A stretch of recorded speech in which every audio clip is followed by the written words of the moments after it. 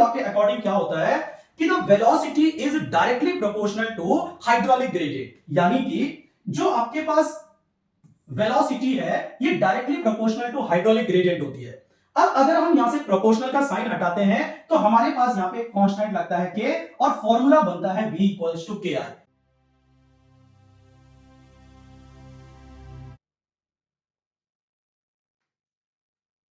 Hello students, कैसे हैं आप लोग। स्वागत है आपका हमारे YouTube चैनल में जिसका नाम है करियर कैफे इंजीनियर्स ड्रीम। दोस्तों, हम लगातार आप लोगों के लिए वीडियोस की लगातार सीरीज लेके आ रहे हैं जिसमें हम सिविल इंजीनियरिंग के इंपॉर्टेंट टॉपिक कवर कर रहे हैं। आज की इस वीडियो में मैं आप लोगों को पूरे परमिएबिलिटी चैप्टर का एक कंप्लीट रिवीजन करवाने वाला हूं और इस कुछ मिनट की वीडियोस में ही आपका परमिएबिलिटी वाला चैप्टर बहुत अच्छे से क्लियर हो जाएगा। तो आइए दोस्तों, ज्यादा देर न करते हुए चैप्टर स्टार्ट करते हैं। सॉइल मैकेनिक्स का इंपॉर्टेंट चैप्टर आपके पास है परमिएबिलिटी। अगर आप परमिएबिलिटी की बात करें तो परमिएबिलिटी मतलब होता है पारगम्यता, यानी कि सॉइल के पोर्स से पानी कितना जा सकता है वो उसकी परमिएबिलिटी कहलाती है। अगर किसी सॉइल से पानी अधिक निकल सकता है या पोर से पानी अधिक जा सकता है, इट मींस उसकी परमिएबिलिटी हाई है। और अगर वो पानी के फ्लो को रेजिस्ट करता है, रोकता है, यानी कि उसकी परमिएबिलिटी कम है। परमिएबिलिटी के लिए डार्सी ने अपना एक लॉ दिया था और डार्सी लॉ के अकॉर्डिंग क्या होता है कि the velocity is directly proportional to hydraulic gradient, यानी कि जो आपके पास वेलोसिटी है ये directly proportional to hydraulic gradient होती है। अब अगर हम यहां से प्रोपोर्शनल का साइन हटाते हैं तो हमारे पास यहां पे कांस्टेंट लगता है k और फॉर्मूला बनता है v इक्वल्स टू ki। और ये जो k कांस्टेंट लगता है इसी को हम कहते हैं कोफिशिएंट ऑफ परमिएबिलिटी या परमिएबिलिटी। तो अगर आपको यहां से k की वैल्यू पूछे तो k इक्वल्स टू आ जाएगा v upon i।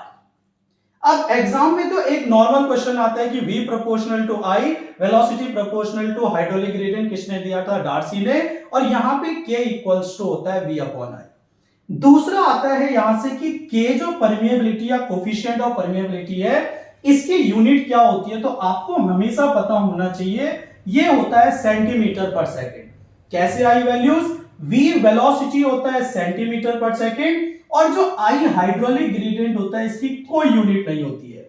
Hydraulic gradient आपको पता होना चाहिए ये होता है head loss per unit length, यानी कि कितना उसके हेड में चेंज आ रहा है या कितना उसमें लॉसेस आ रहे हैं, कितना हेड लॉस हो रहा है, पर यूनिट लेंथ के हिसाब से हम हाइड्रोलिक ग्रेडियंट निकालते हैं। तो यहां से परमिएबिलिटी कोफिशिएंट ऑफ परमिएबिलिटी की यूनिट आ जाती है सेंटीमीटर पर सेकेंड।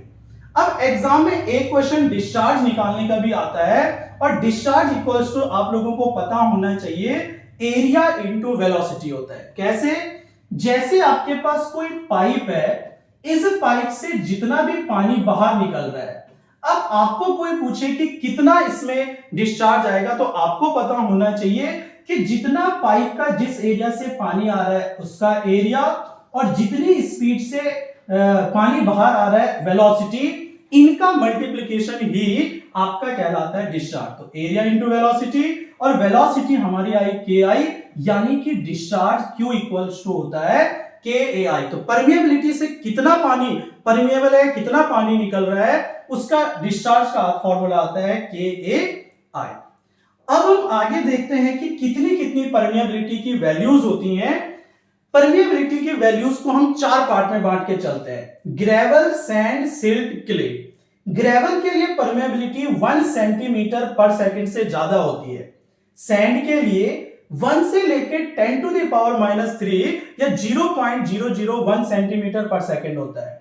सिल्ट के लिए 10 टू द पावर -3 से 10 टू द पावर -6 और क्ले की परमिएबिलिटी सबसे कम यानी कि less than 10 to the power -6 centimetre पर सेकंड होता है। यानी कि ग्रेवल सबसे ज्यादा परमिएबल है क्योंकि ग्रेवल के बीच में वॉइड्स ज्यादा बनते हैं और पानी इजीली निकल जाता है, जबकि क्ले के वॉइड्स बहुत छोटे होते हैं और पानी वहां से नहीं निकल पाता है, इसलिए इसकी परमिएबिलिटी सबसे कम होती है। इसीलिए हम क्ले को इम्परमिएबल और ग्रेवल एंड सैंड को परमिएबल कह के चलते हैं, जबकि सिल्ट मॉडरेट कंडीशन में आता है उसे क्या कह चलते हैं, सेमी परमेबल। यहां से एग्जाम में बहुत क्वेश्चन पूछे जाते हैं, तो आपको ये टॉपिक बहुत अच्छे से क्लियर हो जाना चाहिए।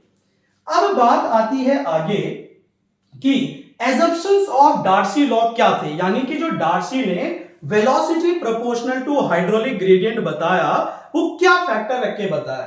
तो पहला इसने माना कि soil is homogeneous and isotropic. Homogeneous को हिंदी में बोलते हैं समांगी, यानी कि एक ही मटेरियल से बना हुआ या एक डायरेक्शन की प्रॉपर्टी जिसकी सेम होती है होमोजीनस कहलाता है। जबकि आइसोट्रॉपिक मटेरियल वो मटेरियल होते हैं जिनकी हर डायरेक्शन में प्रॉपर्टी सेम होती है। तो इसने सॉइल को माना होमोजीनस एंड आइसोट्रॉपिक। और आप जो भी एजम्पशन आप देखेंगे हर जगह सॉइल को हो या किसी स्ट्रक्चर को होमोजीनस या आइसोट्रॉपिक ही एज्यूम किया जाता है। सेकंड आता है कि ये जो डार्सी लॉ है ये केवल वैलिड होता है लैमिनार फ्लो के लिए, टर्बुलेंट फ्लो के लिए डार्सी लॉ कभी भी एप्लीकेबल नहीं होता है। तीसरा आता है कि ये लॉ केवल तब ही यूज होता है जब सॉइल फुली सैचुरेटेड होती है, यानी कि इसके वॉइड्स में पूरा का पूरा पानी फिल होता है और इसका डिग्री ऑफ सैचुरेशन 100% या 1 हो जाएगा। Darcy law is not valid for gravel and colloids, यानी कि ग्रेवल के लिए और आपके पास जो कॉलॉइड्स, ग्रेवल जिसमें वॉइड्स बहुत बड़े बड़े होते हैं और कॉलॉइड्स जिसके जो वॉइड्स होते हैं बहुत फाइन होते हैं और लगभग कहा जाता है कि 1 माइक्रोन से भी छोटे होते हैं, इनके लिए डार्सी लॉ एप्लीकेबल नहीं होता है। तो ये थे आपके पास डार्सी लॉ के इंपॉर्टेंट एजम्पशन। अब अगर बात करें तो डार्सी ने जो ये अपनी थ्योरी दी थी कि वेलोसिटी प्रोपोर्शनल टू आई, इसने कहीं डिस्क्राइब नहीं किया था कि ये वेलोसिटी कितने एरियाज के लिए जाके चल रही है। और जो एवरेज वेलोसिटी या नॉर्मल वेलोसिटी है, इसने क्या कहा था कि सॉइल अगर इतने एरियाज में आपके पास पूरी है तो पूरे एरिया से आपके पास वेलोसिटी आएगी। जबकि आपको भी पता है कि सॉइल में सॉलिड्स और वॉइड्स दो चीज होती है और सॉलिड पार्टिकल से कभी भी पानी फ्लो नहीं हो सकता है, यानी कि इसकी जो वेलोसिटी गिवन थी वो एक्चुअल वेलोसिटी नहीं थी, उसको वो वेलोसिटी उसने क्या दिया था, गलत दिया था। एक्चुअल वेलोसिटी जो है ये जाएगा या एक्चुअल फ्लो जो होगा ये सॉइल के केवल वॉइड से होगा। तो डार्सी लॉ को जब आगे करेक्ट किया गया तो ये बताया गया कि जो वेलोसिटी पूरे एरिया से ना जाके केवल वॉइड से होके जाएगी उस वेलोसिटी को नाम दिया गया सीपेज वेलोसिटी। और सीपेज वेलोसिटी आपके पास आती है, सीपेज वेलोसिटी और नॉर्मल वेलोसिटी में अगर रिलेशन पूछे या पूछे कि सीपेज वेलोसिटी क्या होती है तो ये आता है v/n, यानी कि एक्चुअल वेलोसिटी और नॉर्मल वेलोसिटी जो पूरा एरिया कंसीडर करके चलता है उसमें जब हम पोरोसिटी n का डिवाइड करते हैं तब आपके पास सीपेज वेलोसिटी आती है vs। अब अगर मैं n का फॉर्मूला पुट करूं तो आपको पता होना चाहिए n इक्वल्स टू होता है E/1 + E वॉइड रेशियो की फॉर्म में। और अब ये वैल्यू जब ऊपर जाएगी तो हम लिख सकते हैं 1 + E/E इंटू v, जो आपका फॉर्मूला यहां पे लिखा हुआ है, करेक्ट। अब जब वेलोसिटी नॉर्मल वेलोसिटी थी तो परमिएबिलिटी या कोफिशिएंट ऑफ परमिएबिलिटी आपके पास आता है, लेकिन जब हम वेलोसिटी को सीपेज वेलोसिटी लेते हैं तब आपके पास कोफिशिएंट ऑफ परमिएबिलिटी ना आके आपके पास एक नई चीज बन जाती है जिसे कहते हैं कोफिशिएंट ऑफ परकोलेशन। और कोफिशिएंट ऑफ परकोलेशन का फॉर्मूला भी सेम एज इट इज होता है Ks = K/n, जहां पे K आता है कोफिशिएंट ऑफ परमिएबिलिटी। सेम जब हम यहां पे n की वैल्यू पुट करेंगे तो ये फॉर्मूला हमारे पास बनता है K1 + E/E इंटू K। तो ये आपके पास इंपॉर्टेंट रिलेशन आते हैं सीपेज वेलोसिटी और एक्चुअल वेलोसिटी में, जिसके एग्जाम में न्यूमेरिकल्स भी पूछे जाते हैं। अब अगर बात करें कि कौन कौन से फैक्टर्स हैं जो परमिएबिलिटी को अफेक्ट करते हैं, तो सबसे पहला आपके पास इंपॉर्टेंट आता है, ये आता है पार्टिकल साइज, यानी कि जो सॉइल के पार्टिकल हैं ये जैसे जैसे बड़े होंगे या जैसे जैसे पार्टिकल साइज इंक्रीज होगा वैसे वैसे परमिएबिलिटी भी इंक्रीज होती है। और इसके लिए हेजन विलियम्स ने एक फॉर्मूला दिया था, क्या दिया था कि permeability equals to C/d10²। d10 बोलो या de बोलो, ये होता है इफेक्टिव साइज ऑफ पार्टिकल। और C यहां पे एक कांस्टेंट है जिसे हेजन विलियम कांस्टेंट बोलते हैं, इसकी वैल्यू हेजन विलियम्स ने दी थी 100। तो ये भी आपको जरूर याद रखना है कि हेजन विलियम्स फॉर्मूले में the value of C will be 100। Next हमारे पास आता है वॉइड रेशियो। वॉइड रेशियो यानी कि कितना वॉइड में गैप है, और आपको पता होना चाहिए Vs अपॉन Vn यानी कि velocity of voids upon velocity of solid particle, आपके पास क्या आता है, वॉइड रेशियो आता है। यानी कि कितने वॉइड सॉइल में है, जितने ज्यादा वॉइड सॉइल में होंगे, ऑब्वियस सी बात है आपको पता होना चाहिए उतनी ज्यादा उसकी परमिएबिलिटी होती है। लेकिन कहा जाता है कि किले में वॉइड्स बहुत ज्यादा होते हैं, बशर्ते वो वॉइड्स कैसे होते हैं, बहुत फाइन होते हैं और पानी की बूंद उनसे पार नहीं हो पाती है, इसलिए किले में वॉइड्स ज्यादा होते हुए भी एक अपवाद माना जाता है कि इसकी परमिएबिलिटी क्या आती है, आपके पास कम आती है। और वॉइड रेशियो और परमिएबिलिटी के बीच रिलेशन बताने के लिए दो फॉर्मूले आपके पास इंपॉर्टेंट आते हैं। एक आता है कॉजनी-कैरमन फॉर्मूला, जो कि होता है permeability K equals to E cube upon 1 plus E VW upon mu D ten square, जहां पे VW आता है, ये सॉरी यहां पे VW नहीं है, ये आपके पास है गामा W। तो gamma W upon mu E cube upon 1 plus E D ten square. इस फॉर्मूले से आपके पास न्यूमेरिकल भी एग्जाम में आते हैं, और न्यूमेरिकल किस तरह से आते हैं कि permeability directly proportional to unit weight of water and permeability inversely proportional to viscosity. साथ में एक और क्वेश्चन आता है कि permeability directly proportional to E square, E cube और E की पावर 4। तो अगर आप यहां से देखेंगे तो E क्यूब के डायरेक्टली प्रोपोर्शनल है, लेकिन नीचे से 1 प्लस E भी आता है, और इसको हम अप्रॉक्स लगभग E कह के चलेंगे, तो E क्यूब अपॉन E आप कह सकते हैं कि permeability K is directly proportional to E square, और ये एग्जाम में भी क्वेश्चन आते हैं। सेम ये रिलेशन आपको नीचे तेरजागी थ्योरी में मिल जाएगा, K equals to 200 E square into D ten square, और यहां पे आप देख सकते हैं कि E स्क्वायर के डायरेक्टली प्रोपोर्शनल है। तो आपको ये चीजें क्लियर होनी चाहिए कि परमिएबिलिटी के Hazen Williams formula C D ten square, Kozeny Carman formula E cube upon 1 plus E gamma W upon mu D ten square होता है, और Terzaghi formula 200 E square D ten square होता है। अब अगर आगे बढ़े पार्टिकल साइज और वॉइड रेशियो के बाद, तो हमारे पास कुछ इंपॉर्टेंट रिलेशन आते हैं, जैसे कि आता है टेम्परेचर। तो टेम्परेचर इंक्रीज होने पे आपके पास परमिएबिलिटी इंक्रीज हो जाएगी। डिग्री ऑफ सैचुरेशन यानी कि वॉइड्स में अगर पानी की मात्रा बढ़ रही है तो इससे भी परमिएबिलिटी बढ़ जाती है। वॉइड्स के बीच का पानी कभी भी रेजिस्ट नहीं करता है पानी के फ्लो को, ये उसको क्या करेगा और हेल्प करेगा ताकि पानी आगे स्पीड से फ्लो हो पाए, इसलिए परमिएबिलिटी डायरेक्टली प्रोपोर्शनल होता है डिग्री ऑफ सैचुरेशन के।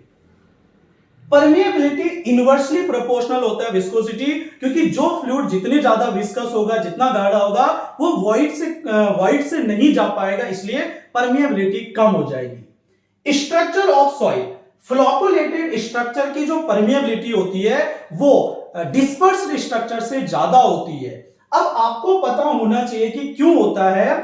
फ्लोकुलेटेड स्ट्रक्चर क्ले मिनरल का एक पार्ट होता है जिसमें आपके पास पार्टिकल कुछ इस तरह से लगे रहते हैं, जबकि डिस्पर्स्ड स्ट्रक्चर में जब हम इनमें फोर्स लगा देते हैं तो ये पार्टिकल एक लेयर की फॉर्म में अरेंज होते हैं इस तरह से।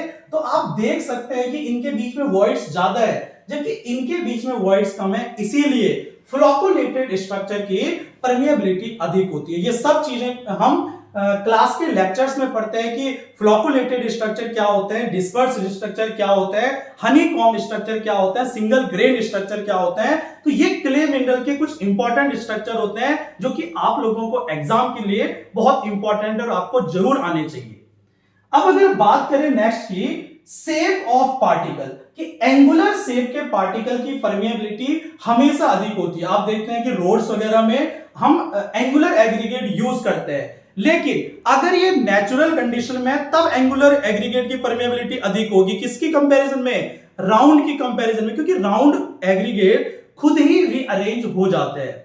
जब आप रोलर चलाएंगे या मैकेनिकल फोर्सेस इन पे लगाएंगे तब आपके पास एंगुलर एग्रीगेट बहुत अच्छे से एक दूसरे में रीअरेंज हो जाते हैं, एडजस्ट होता जाते हैं। तो जब रोलर लगाएंगे या मैकेनिकल फोर्सेस का यूज करेंगे तब आपके पास परमेबिलिटी एंगुलर एग्रीगेट की कम हो जाएगी। तो ये इंपॉर्टेंट आता है शेप ऑफ पार्टिकल पे कि एंगुलर एग्रीगेट की परमेबिलिटी अधिक होती है। अब अगर बात करें स्ट्रेटिफिकेशन ऑफ सॉइल की, तो स्ट्रेटिफाइड अनस्ट्रेटिफाइड दो टाइप की सॉइल होती है। The soil which found in layer called stratified soil, यानी कि वो सॉइल जो लेयर में पाई जाती है, और अनस्ट्रेटिफाइड सॉइल जो लेयर में नहीं पाई जाती है। तो स्ट्रेटिफाइड सॉइल की परमेबिलिटी हमेशा अधिक होती है, क्योंकि इसे एक फिक्स प्लेन मिल जाता है पानी को कि उधर से वॉइड से पार निकल पाए, इसीलिए स्ट्रेटिफाइड सॉइल की परमेबिलिटी अधिक होती है। तो इस तरह से हम लोगों ने सारे के सारे परमेबिलिटी को कौन कौन से फैक्टर इफेक्ट करते हैं, चाहे वॉइड रेशियो हो, चाहे आपके पास टेम्परेचर हो, डिग्री ऑफ सैचुरेशन हो, विस्कोसिटी हो, स्ट्रेटिफिकेशन हो, या किसकी परमेबिलिटी अधिक होती है, ये सारा का सारा कवर कर लिया। तो दोस्तों ये वीडियो आप लोगों के लिए एक रिवीजन के रूप में मैं लेके आ रहा हूं, ताकि आप अपनी तैयारी को एक बेहतर मुकाम पे पहुंच पाए और कम मिनट में ही आप पूरा का पूरा परमेबिलिटी चैप्टर रिवाइज कर पाए। और ऐसे ही मैं आगे आप लोगों के लिए कंटिन्यू डिफरेंट संपूर्ण चैप्टर के पूरे चैप्टर के वीडियोस लेके आने वाला हूं, तो हमसे जुड़े रहिए दोस्तों। आगे अगर बात करें तो आपके पास परमेबिलिटी कैलकुलेट करने के दो टाइप से आप कैलकुलेट कर सकते हैं। लेबोरेटरी मेथड्स होते हैं, कुछ फील्ड मेथड भी आपके पास होते हैं, लेकिन एग्जाम में आपके पास लेबोरेटरी मेथड इंपॉर्टेंट जो होते हैं ये एग्जाम में आते हैं। लेबोरेटरी मेथड मेनली दो टाइप के होते हैं, एक आता है कांस्टेंट हेड परमेबिलिटी टेस्ट और दूसरा हमारे पास आता है फॉलिंग हेड परमेबिलिटी टेस्ट।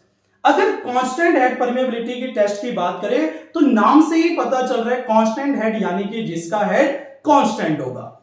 आप देख सकते हैं डायग्राम में, ये यहां पे जो एपरेटस रखा जाता है इसे हम कहते हैं परमीमीटर, और यहां से इसमें हम पानी डाल रहे हैं।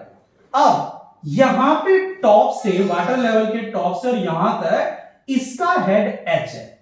अब कांस्टेंट हेड परमेबिलिटी के सी वर्ड से आपने याद रखना है कोर्स सॉइल, यानी कि ये टेस्ट यूज होता है कोर्स सॉइल के लिए, और कई एग्जाम में ये क्वेश्चन भी आ रहा है कि कोर्स सॉइल के लिए कौन सा परमेबिलिटी टेस्ट यूज होगा, कांस्टेंट हेड परमेबिलिटी टेस्ट। अब जब आप यहां से इसको पानी को ओपन करेंगे, वॉल्व ओपन करके, तो यहां पे क्योंकि ये कोर्स सॉइल है, परमेबिलिटी बहुत ज्यादा होती है, तो यहां से पानी इजीली क्या हो जाएगा, बाहर निकल जाएगा। और कंटिन्यू हम कुछ टाइम तक, हम 5 मिनट रख सकते हैं, 3 मिनट रख सकते हैं, 10 सेकंड रख सकते हैं, कितने टाइम तक भी यहां से पानी का डिस्चार्ज करना है। तो यहां से आप परमेबिलिटी के निकालने का एक फॉर्मूला पाते हैं, और फॉर्मूला क्या आता है, K equals to QLTHA। Q मतलब है डिस्चार्ज, जितना यहां से पानी निकल रहा है। L मतलब आता है लेंथ ऑफ परमिएमीटर, कि जो परमिएमीटर है इसकी लंबाई कितनी है जिसमें कोर्स सॉइल फिल की हुई है। T मतलब आता है टाइम, कि कितने टाइम तक आप यहां से पानी का फ्लो कर रहे हैं और यहां से डिस्चार्ज बाहर निकाल रहे हैं। H मतलब आता है जो कांस्टेंट हेड आपके पास है, हाइट है, top of water level to discharge flow जहां पे हो रहा है। और A आता है आपके पास इस परमिएमीटर का एरिया। तो इस फॉर्मूले से QL अपॉन था भी आप कह सकते हैं, और यहां से आप इजीली कोर्स सॉइल की परमेबिलिटी कैलकुलेट कर सकते हैं। तो constant head permeability test used for coarse soil. Next हम मूव करते हैं अपने नेक्स्ट टेस्ट पे, जो है फॉलिंग हेड परमेबिलिटी टेस्ट। और नाम से ही पता चल रहा है जहां पे हेड क्या होता है, फॉल होता है, और फॉल के F वर्ड से आप फाइन सॉइल ले सकते हैं, यानी कि ये टेस्ट यूज होता है फाइन सॉइल के लिए।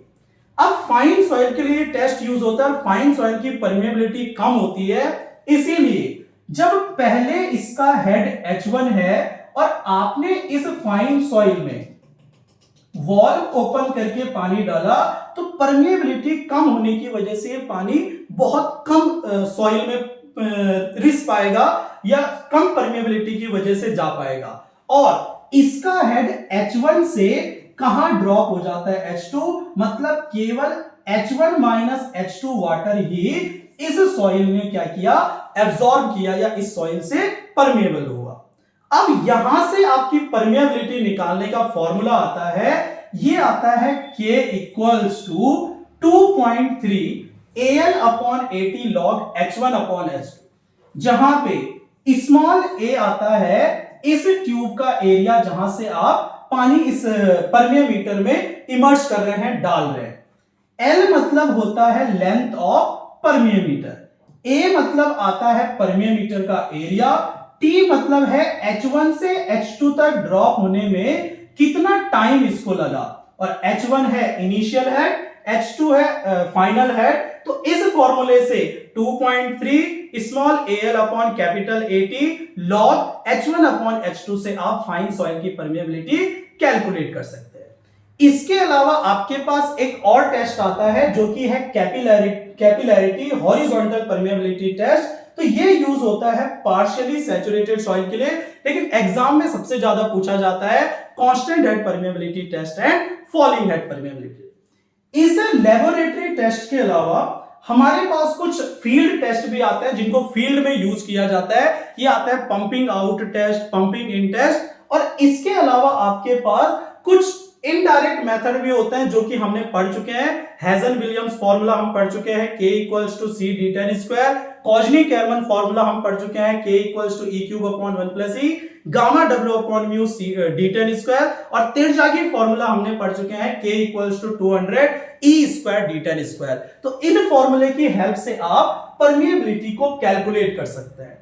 तो ये आपके पास इंपॉर्टेंट मेथड से कि लेबोरेटरी मेथड आएगा तो constant head permeability test, falling head permeability test. अगर आपके पास फील्ड मेथड आते हैं तो pumping out and pumping in test आपको बस नाम याद रखने हैं। और अगर इनडायरेक्ट मेथड आते हैं तो the formula we have used, ये आएंगे आपके पास Kozeny Carman formula, Hazen Williams formula, ये सारे फॉर्मूले आपके पास इनडायरेक्ट मेथड में आते हैं।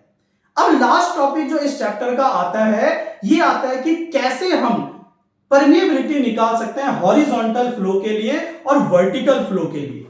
ये आपको यहां पे दिख रहा है permeability in parallel and perpendicular flow, और यहां के न्यूमेरिकल, इस टॉपिक के न्यूमेरिकल लगभग हर एग्जाम में आते हैं। तो ये आपको इसके न्यूमेरिकल में आपको नेक्स्ट वीडियोस में करवाऊंगा, कुछ एमसीक्यूज भी करवाऊंगा, जिससे परमिएबिलिटी चैप्टर तो आपका बहुत अच्छे से रिवाइज हो जाएगा और इससे बाहर क्वेश्चन आने के कोई चांसेस ही नहीं रहेंगे। तो दोस्तों, total permeability when flow is parallel to the layer of soil, अगर आपके पास जो फ्लो है ये आता है पैरेलल डायरेक्शन में, आपके पास 3 सॉइल लेयर हैं, ये आपको दिख रही है 3 लेयर ऑफ सॉइल है। ऊपर के लेयर जो सॉइल की है इसकी परमिएबिलिटी K1 है और हाइट या डेप्थ है H1, सेकंड लेयर की K2 परमिएबिलिटी और H2 आती है डेप्थ, और थर्ड की आती है K3 परमिएबिलिटी और H3 आती है डेप्थ या थिकनेस आपके पास। अब तीनों की अलग अलग परमिएबिलिटी है, तीनों की थिकनेस अलग अलग है।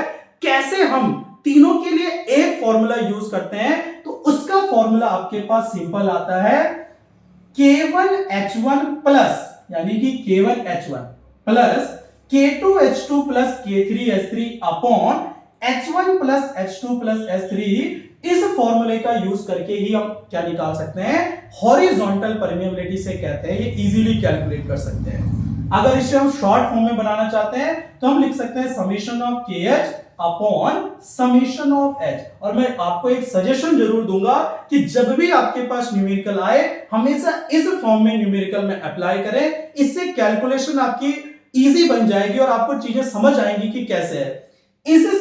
जब आप ये फॉर्मूला यूज करेंगे, फॉर्मूला तो एक ही है, लेकिन जब आप इसको यूज करेंगे तो हो सकता है आपकी गलती के चांसेस बढ़ जाएं वैल्यू पुट करने में, तो इसलिए आप हमेशा ये वाला फॉर्मूला यूज करें। तो हॉरिजॉन्टल परमिएबिलिटी का फॉर्मूला है K1H1 plus K2H2 plus K3H3 upon H1 plus H2 plus H3। और इसके अलावा 2 लेयर, 3 लेयर, 4 लेयर कितनी भी हो सकती हैं, फॉर्मूला आपका सेम रहेगा।